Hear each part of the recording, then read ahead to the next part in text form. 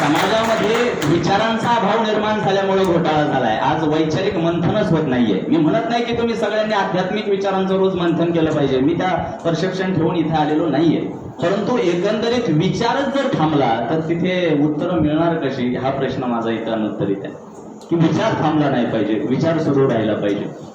गेल्या काही दशकांमध्ये महाराष्ट्राची सामाजिक परिस्थिती इतकी बिघडलेली आहे. मी कोणत्या एका विशिष्ट क्षेत्राला बोट ठेवून बोलणार नाही, पण मेडिकल असेल, अध्यात्म असेल, राजकीय, सामाजिक, कला, क्रीडा, शेती, सहकार, व्यवसाय, ज्या क्षेत्रामध्ये तुम्ही बघाल इतकी परिस्थिती हाताबाहेर गेलेली आहे, इतकी सामाजिक घडी विस्कटलेली आहे. आज एसीपी साहेब इथं आहेत. मला तुम्हाला जाहीर यांच्या समोर एक गोष्ट विचारायला आवडेल. पोलीस खात्यामध्ये सक्रिय झाल्यापासून कितीतरी अगणित अशा गोष्टीला तुम्ही सामोरे गेले असाल की त्या गोष्टी पाहून तुमच्या मनामध्ये किळस निर्माण झाली असेल. आले की नाही अनुभव? पोलीस खात्याशी माझे फार जवळचे संबंध असल्यामुळे ही सगळी जी पोलिसांची स्ट्रेसफुल लाईफ आहे ही मी जवळून बघितलेली आहे.